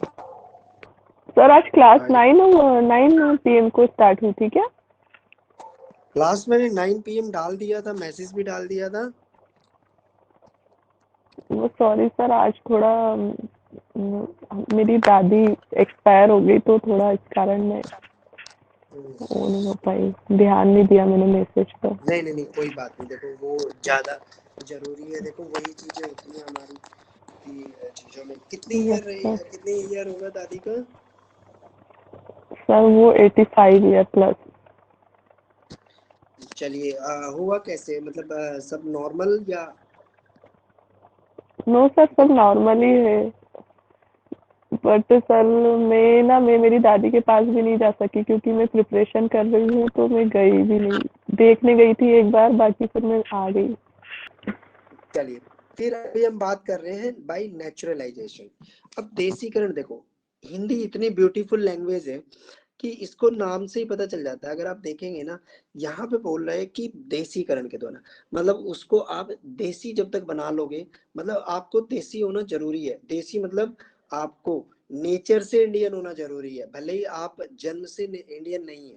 अगर आप बाई नेचर से इंडियन हो गए, मतलब कोई भी अगर फॉरेनर है, कुछ भी ऐसा है, तो अगर वो किसी मतलब आर्ट मतलब कोई भी उसके पास कला नहीं है, कोई भी आर्ट नहीं है, तो उसके लिए इन्होंने आज के टाइम में कंडीशन दी गई है 12 ईयर, मतलब 12 ईयर्स के लिए उसको भारत में निवास करना पड़ेगा। पिछले 12 साल से अगर वो भारत में रह रहा है तो उसको भारतीय नागरिकता मिल सकती है। अब ये पहले 5 साल थी, 7 साल थी, अभी ये टाइट करते जा रहे हैं 12 साल। लेकिन अदनान सामी के केस में वो 12 साल वाला मतलब उससे कम में उसको नागरिकता दे दी गई, ये क्वेश्चन उठा। तो इसमें एक क्लोज है कि जब देशीकरण के द्वारा वो नागरिकता दी जाएगी, सिर्फ इसी में है और किसी में ईयर्स का वो नहीं है, तो उसमें जो पार्लियामेंट है, जो आपकी गवर्नमेंट है, सपोज करो गवर्नमेंट है जो आपकी वो है, वो एक क्लोज लगा के इसको उससे पहले मतलब 2 साल में भी 2.5 साल में भी किसी को भी देशीकरण के आधार पर नागरिकता दे सकती है, कि अगर इनको लगता है कि वो बाय नेचर इंडियन हो चुका है तो उसको कभी भी नागरिकता दी जा सकती है, उसमें ये 12 साल का क्लोज नहीं लगता है। लेकिन उसको किसी आर्ट, कोई कला उसके पास होनी चाहिए, ऐसे नहीं है ठल्लू आदमी है, मतलब वो सिंगर हो, वो कोई प्लेयर हो, वो कोई भी ऐसी चीज उसके पास हो जो भारत के लिए लाभदायक हो फ्यूचर में, तो उस आधार पे इसको मतलब गवर्नमेंट ये दी जा सकती है। समझ में आया यहाँ तक? अब बात करते हैं सबसे लास्ट, मतलब सबसे लास्ट नहीं, मतलब इसकी 5वीं, हमने 4 पढ़ ली ना, तो 4 पढ़ ली हमने, अब 5वीं की बात करते हैं। 5वीं की बात होती है विलय के आधार पे, मतलब विलय के आधार पे किसकी बात कर रहे हैं, इसको बोलते हैं इनकॉर्पोरेशन। इनकॉर्पोरेशन क्या होता है, अब ये हमारा ही पार्ट बन गया, मतलब इस पोर्शन को हमने इनकॉर्प कर लिया, मतलब हमने अपने अंदर ग्रहित कर लिया। देखो अगर आप समझते हो ना वर्ड्स को, तो ये आपकी टर्मिनोलॉजी ही सारी की सारी क्लैरिटी करती है। अभी मैं, हाँ एक चीज और बता दूं, अभी मैं आपकी इंडियन इकोनॉमी के लिए क्लासेस स्टार्ट कराने वाला हूँ, तो इंडियन इकोनॉमी के लिए आपकी क्लासेस मतलब पूरा होगा, और सोच रहा हूँ उन क्लासेस को मैं ही लूंगा, ठीक रहेगा ना बच्चे, सुन रहे हैं? Yes sir. सही रहेगा ना इंडियन इकोनॉमी के लिए, क्योंकि ये जो मेन पोर्शन है ये मैं दूसरे पे मतलब इसका वो नहीं छोड़ना चाहता। सर तो मतलब इकोनॉमी फिर सर इकोनॉमी में जो 3rd यूनिट है ना, खाद्य प्रसंस्करण, हाँ ये जो यूनिट है ना सर, वहां से स्टार्ट करना, क्योंकि वो जो पहले की यूनिट है ना अर्थव्यवस्था वगैरह, वो तो मतलब थोड़ी इजी भी है, तो वो तो लगभग नहीं सब नहीं कंप्लीट इजी कर ही नहीं है, लेंगे। वो पूरा का पूरा सिलेबस बन के पूरा प्लान होके स्टार्ट होगा, ठीक है? वो जो वो पूरा एक बैंकिंग तरीके, वगैरह है, नहीं नहीं वो एक तरीके से तो स्टार्ट सर होगा। कंप्लीट फिर कब तक होगी? कंप्लीट आपकी पॉलिटी के 15 दिन बाद कंप्लीट हो जाएगी, मतलब 15 दिन का ही गैप रहेगा दोनों में। लेकिन इकोनॉमी हाँ सबसे सर, इम्पोर्टेंट क्योंकि इसलिए है, उसमें 30 एग्जाम भी क्वेश्चन फिर आते हैं, पास में आ रहे हैं। उसके प्रीलिम्स में 30 क्वेश्चन आते हैं, 20 से 30 अगर पूरा काउंट करके देखो, यस ठीक है? सर। तो इकोनॉमी होना भी बहुत जरूरी है, तो ये मेन चीजें हो जाएंगी आपकी। चलिए अभी हाँ सर, इनकॉर्पोरेशन के वही बाद, मैंने चाहिए। हाँ मैं सारा बता दूंगा कि किस तरह से, अभी उसी पे काम चल रहा है थोड़ा सा। अब इनकॉर्पोरेशन पे कैसे होगी? इनकॉर्पोरेशन का मतलब ये है कि कोई एरिया, कोई विदेशी एरिया है, मतलब कोई आप सपोज करो कल को मोदी जी को कुछ आया, रात को नींद नहीं आई, सुबह उन्होंने पाकिस्तान पर अटैक कर दिया, या भूटान को कहा या नेपाल को कहा, अरे कल को हम कब्जा लेंगे इसको, तो अगर कब्जा लिया, वो क्षेत्र जीत लिया या उसका कुछ हिस्सा जीत लिया, तो जिस हिस्से को, जिस क्षेत्र को भारत में विलय कराया जाता है, या कोई क्षेत्र अपने आप भारत में विलय हो जाता है, तो उस क्षेत्र में जो उस क्षेत्र के निवासी हैं, उसको ऑटोमेटिकली भारत एक अधिसूचना जारी करेगी। मतलब सपोज करो ये हिस्सा कल को भारत में आ गया, जैसे आपका आर्टिकल 100 जो था, 100 कौन सा था आपका? अमेंडमेंट 100 बताओ जल्दी से।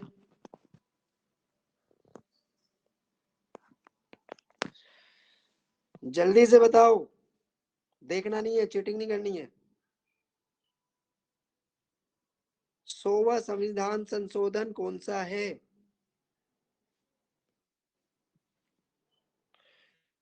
बच्चे मतलब एक से नंबर 1। अब देखो जैसे मतलब छोटे से बच्चों की क्लास में बच्चे चुपचाप बैठ जाते हैं ना, वही कंडीशन हो रही है तुम्हारी। सर बांग्लादेश के कुछ हाँ, इनक्लेव को अपने कंट्री में लेना था और इंडिया चीटिंग से करके कुछ देख लिया इनक्लेव ना। को नहीं सर, मैं माइक कैसे ऑन होगा यही देख रहा था, माइक नहीं ऑन होगा। अच्छा, और रेसू और शिवानी तो मतलब कुछ कर ही नहीं रहे। सर खाना खा रही हूँ मैं, सर खाना खा रही हूँ।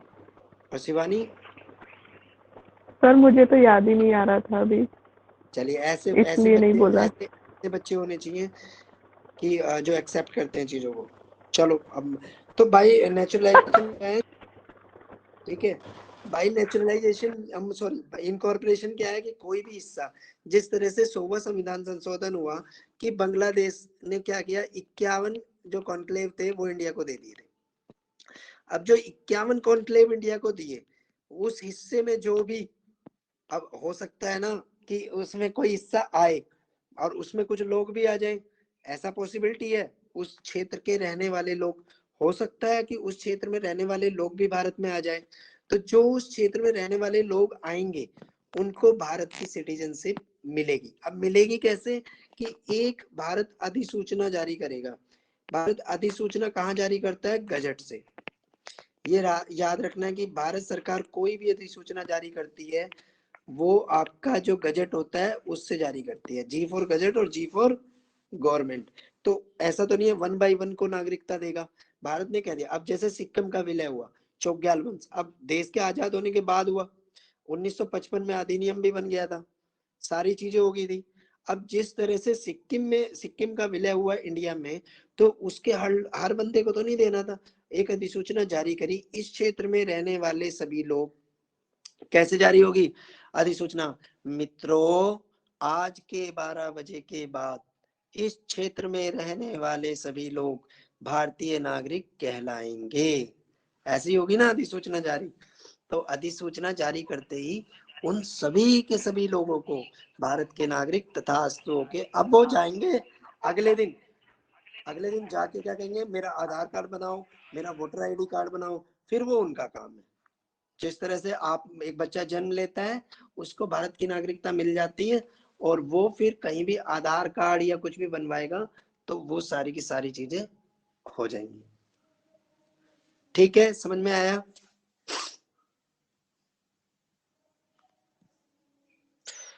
तो आज की क्लास आपकी यहीं तक थी। कल मैं इसका और जो मतलब ये आपका बेसिक स्ट्रक्चर था इसका, कि पूरा नागरिकता के लिए बेसिक जो क्लास वो थी वही हो गया।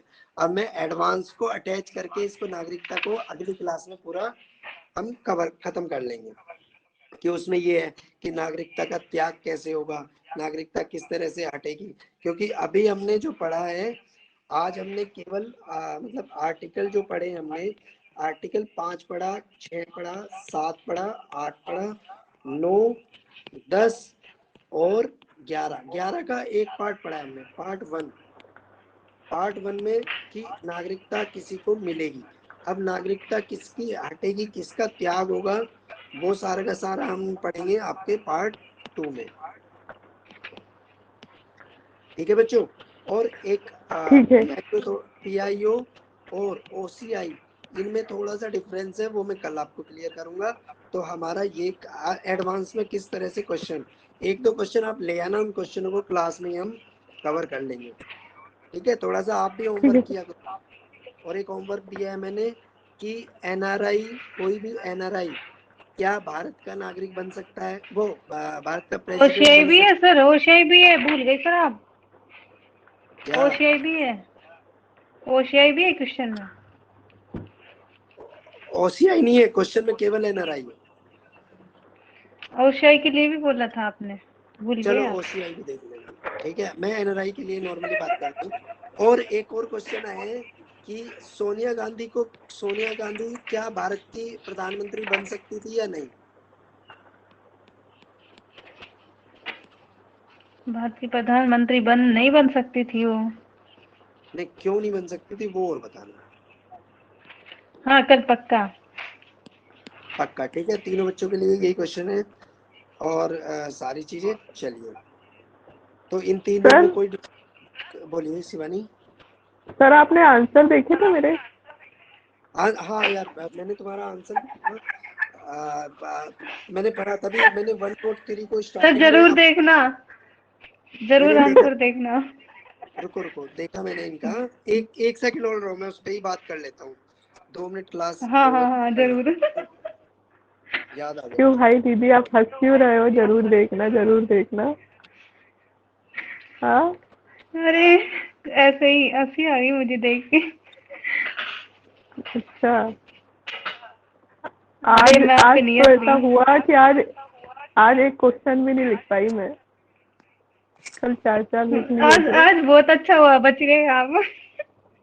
क्यों? अभी पता लग जाएगा, ये उम्मीद नहीं थी आपसे। अच्छा अरे भगवान, यार डांट पड़ेगी।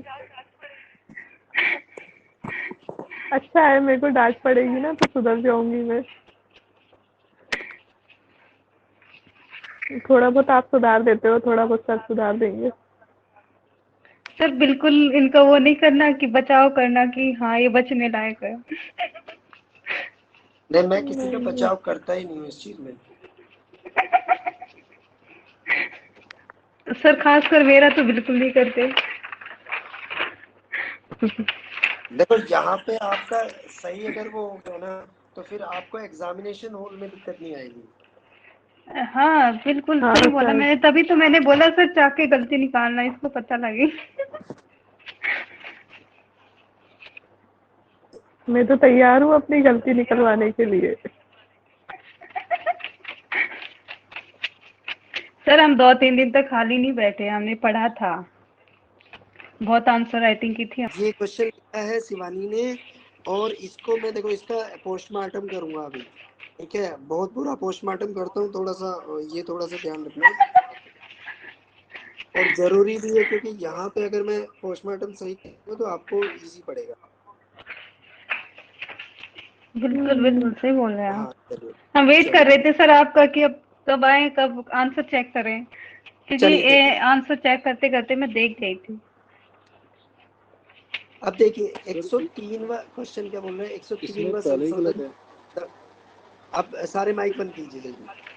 ठीक है, ध्यान से सुनिए, इसमें मैं बहुत इंपॉर्टेंट पार्ट बताऊंगा कि क्वेश्चन को आंसर राइटिंग में क्या मेन है आपका। अब 103वां संशोधन जो है आपका, 103 संशोधन क्या है? समावेश, पहला पार्ट आपका ये हो गया, समावेशी विकास की स्थापना में यह कैसे महत्वपूर्ण हो सकता है। और थर्ड पार्ट इसका हो गया, उच्चतम न्यायालय द्वारा हाल ही में दिए गए निर्णयों के संबंध में परीक्षण करना है। मतलब आपका ये 3 पार्ट में क्वेश्चन है। सबसे पहले आपको 103 110 थर्ड आपको अमेंडमेंट बताना है। दूसरा पार्ट आपको समावेशी विकास में महत्वपूर्ण बताना है, मतलब अब कैसे क्वेश्चन को टैकल करना है वो चीज इंपॉर्टेंट है। एंड थर्ड वन जो आपका है समावेशी विकास की स्थापना में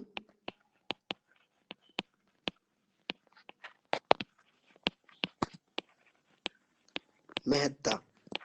ठीक है, और जो इसका थर्ड पार्ट है वो एससी के जब सुप्रीम कोर्ट का निर्णय जो है उसके आधार पे, मतलब इसका परीक्षण करना है। तो क्वेश्चन कभी भी इस टाइप का आपको आता है तो सबसे पहले उसका मतलब माइक्रो लेवल पे उसको तोड़ लो। तो और उसमें देखो कि वेटेज क्या है क्वेश्चन का। हमें यहाँ पे दिमाग लगाना ही नहीं है, बिल्कुल मैथमेटिक्स की तरह कैलकुलेशन करनी है, क्वेश्चन आसान हो जाता है। इसने पूछा 3 पार्ट है, तो 3 पार्ट में सपोज करो कोई क्वेश्चन 9 नंबर का है, सपोज करते हैं, तो 33% नहीं देना है तीनों को, वेटेज के आधार पे देना है। इसने पूछा 103वां संविधान संशोधन क्या है, तो 103वां संविधान संशोधन है, आपको 2 लाइंस में लिख देना है, बस खत्म करना है, ज्यादा इसको वेटेज नहीं देना, वो ये पूछना ही नहीं चाह रहा। फिर उसने इसको अप्लाइड करते हुए कैसे पूछा, इसको अप्लाइड करते हुए पूछा कि समावेशी विकास की स्थापना में महत्ता पूछी है। समावेशी विकास क्या होता है उस पर भी आपको समय वेस्ट नहीं करना, यहाँ पे वर्ड्स वेस्ट करने हैं आपको इम्पोर्टेंट, उसकी स्थापना में महत्ता को लेके। और तीसरा आपको इसको मतलब 33% यहाँ पे, मतलब ये आपको जाएगा 40%, क्वेश्चन का वेटेज 40% आपका और 20% यहाँ पे, ठीक है। इस तरह से क्वेश्चन को लिखना है। तो आपको यहाँ पे महत्ता के लिए काम करना है और यहाँ पे इसके जो डिसीजन आया उसका चीर फाड़ कर देना है कि डिसीजन क्या है। तो सुप्रीम कोर्ट का डिसीजन है, हमेशा अच्छा डिसीजन रहता है। सुप्रीम कोर्ट के डिसीजन का कभी भी विरोध मत करना बच्चों, जो उन्होंने बोला वो पत्थर की लकीर। अब देखो इन्होंने क्या लिखा कि 103वां संविधान संशोधन उच्च शिक्षण संस्थानों में पिछड़े वर्ग, अनुसूचित जाति, अनुसूचित जनजाति के अलावा आर्थिक रूप से पिछड़े वर्गों को 10% आरक्षण देता है। 0 हो गया ये आपका। ये लाइन आपने बिल्कुल गलत लिखी है। आप देखो यही मैं कहता था कि ड्राफ्टिंग ये होती है, मतलब जो आप, मैं समझ गया आपका आप कहना क्या चाहती हैं, लेकिन एग्जामिनर मेरे जैसा होगा तो बिल्कुल नहीं समझेगा, समझ के भी ऐसा कर देगा कि आप गलत लिख रहे हैं। आपने क्या लिखा इसमें, आपने लिखा, देखिए कैसे गलत क्या लिखा है। आपने लिखा है जो यहाँ पे, शिवानी थोड़ा बुरा मत मानना, लेकिन क्वेश्चन में मेन मैं आपको यही बताऊंगा कि क्या इंपॉर्टेंट है। देखो नहीं सर, आप बताइए।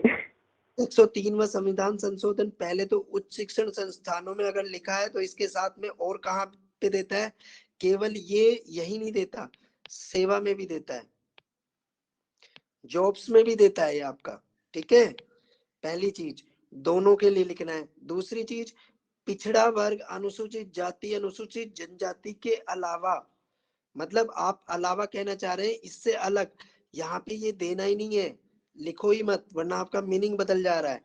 ये कह रहा है कि ये इसको भी दे रहा है और इसको भी दे रहा है, मतलब 103वां संशोधन पहले था, वो पहले इसको दे रहा था, अब इसके अलावा इनको भी देना चाह रहा है, नॉर्मल। तो इसको यहाँ पे इस चीज को लिखने की जरूरत नहीं, आपको केवल लिखना है कि 103 जो संशोधन है वो उच्च शिक्षण संस्थानों और, मतलब ऐसे भी नहीं लिखना, मतलब ये एक लिखो इस तरह से, 103वां संशोधन एक सकारात्मक विभेद होते हुए जो उच्च शिक्षण संस्थानों में और सेवा में आर्थिक रूप से दुर्बल वर्गों को या आर्थिक रूप से पिछड़े वर्गों को 10% आरक्षण प्रदान करता है। प्रदान करता नहीं है, प्रदान करने का प्रावधान करता है, ठीक है। और यस जैसे सर। मैं बोल रहा हूँ ऐसे लिख के देखना इस क्वेश्चन को, अच्छा बनेगा। दूसरा आपने बताया कि संविधान ने राज्य सरकारों को आर्थिक रूप से पिछड़े वर्गों को आरक्षण प्रदान करने का अधिकार दिया। संशोधन ने राज्य सरकारों को, बिल्कुल सही कहा, ये लाइन आपकी सही है। ये उसी लाइन में, अलग पैराग्राफ में नहीं लिखना, जैसे आपने पहली लाइन की ये पहले पैराग्राफ में ही आपको लिख देना है। संविधान में 16(6), मतलब ये दोनों पैराग्राफ को एक बना के उसमें लिख देना है। भूमिका आपकी बहुत अच्छी है, इसी पे काम करना है। शब्दों का, किन गलत शब्दों का इस्तेमाल नहीं करना है वो ध्यान रखना, ठीक है। मतलब शब्द सही है, अगर इसको सही करोगे तो इसको अच्छा माना जाएगा, ठीक है। दूसरा क्या है, आपने यस लिखा सर। EWS लिखा, बिल्कुल सही लिखा। EWS लिखोगे देवनागरी में ऐसे ही लिखना, कभी आगे कुछ भी लिखना है EWS ऐसे मत लिखना कभी भी कहीं भी।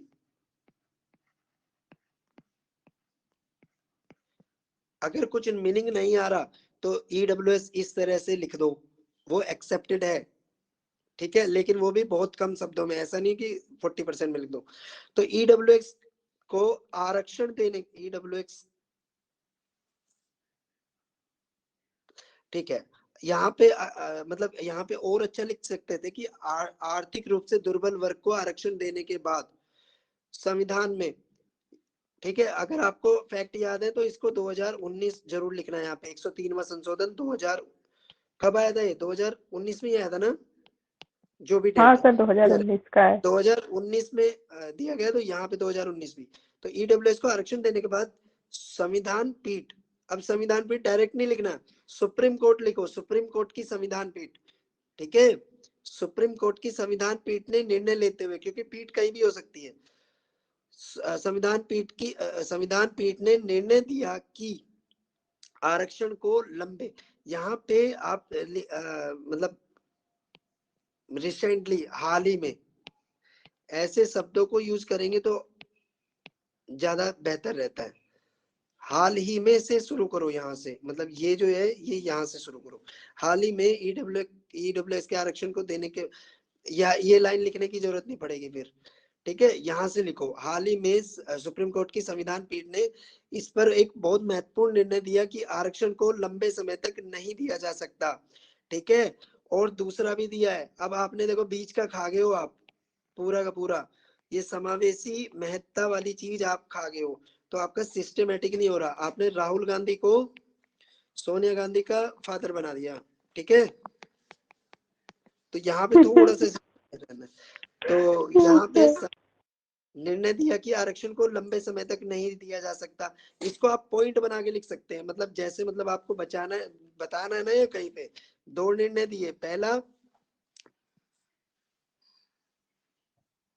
पहला निर्णय दिया कि मूल ढांचे के उसको वो नहीं करता है, मूल ढांचे के सिद्धांत को इसने वो नहीं किया है, मतलब इसका का उल्लंघन नहीं करता, उल्लंघन नहीं किया। हाँ, और दूसरा दिया कि इसने कि इसको लंबे समय तक नहीं रहना देना चाहिए, तो इसको दो उसमें बना के आप यहाँ लिख सकते हैं, ठीक है।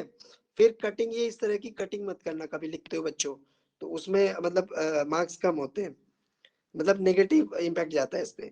असली समाधान उन चरणों को समाप्त करने में है जो सामाजिक, आर्थिक और पिछड़ेपन को दर्शाता है। ये बिल्कुल सही लाइन